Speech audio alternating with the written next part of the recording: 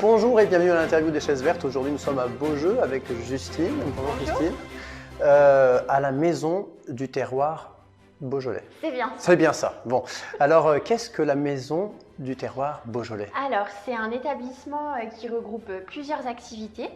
On est géré par la communauté de communes Saône-Beaujolais et on regroupe une boutique de producteurs et artisans locaux. L'objectif, c'est de valoriser les savoir-faire locaux sur le territoire.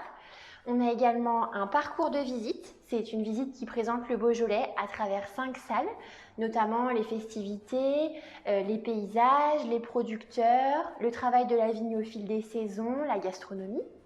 Alors ce parcours de visite, il se situe sur ce lieu. C'est ça, il est en intérieur et il est accessible gratuitement depuis 2018 maintenant. D'accord, on en voit un petit peu une teneur patrimoniale, puisque là on voit quand même qu'il y a des une très jolie façade. Voilà, vous pouvez un peu décrire Alors c'est la cour intérieure Renaissance. On est mitoyen, nous, avec la maison à colombage. Il y a 2 époques de construction que l'on voit bien dans la cour.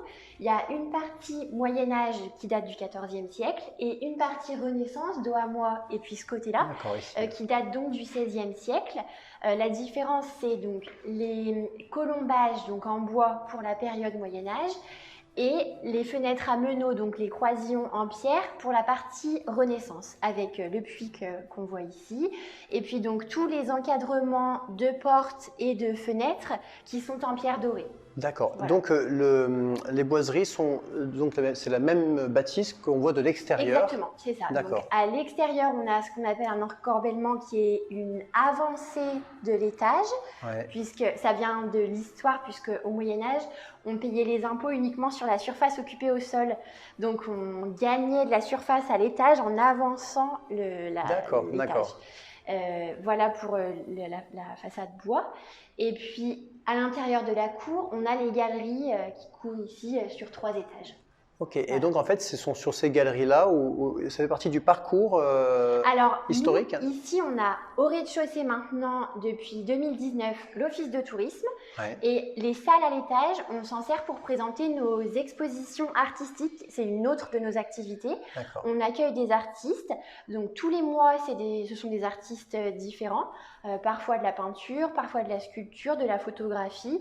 On ne sélectionne pas les artistes, ils s'inscrivent au gré des disponibilités dans l'année. D'accord, donc ça veut dire que pour avoir plus d'informations à ce sujet, il faut aller sur un site internet, peut-être une page Facebook aussi? On a les deux, on a notre site internet qui est la maison du terroir Beaujolais.fr et puis on a notre page Facebook qui s'appelle également la maison du terroir Beaujolais. D'accord, et puis là aussi il y a également un compte Instagram. Un compte Instagram, oui, c'est tout récent, ça date de novembre. D'accord, et je crois que c'est là-dessus que j'ai dû voir aussi un moment des photos sympathiques où vous arborez un très joli suite. Où vous êtes fiers d'être Beaujolais. Beaujolais, oui, c'est ça. On a fait une petite séance photo il y a une dizaine de jours à laquelle on a fait participer les commerçants de Beaujolais.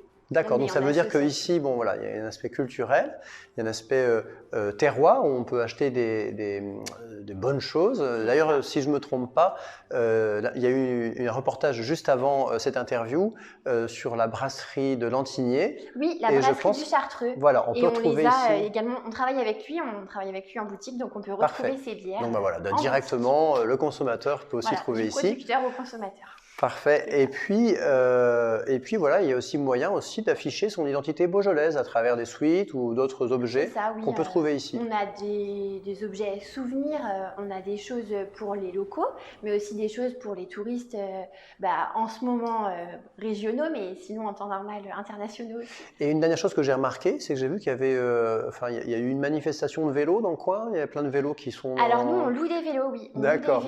On a 2 types de vélos, des vélos classiques, ce qu'on appelle des vélos tout chemin. C'est un vélo de ville, si on veut. Et on propose aussi des vélos à assistance électrique.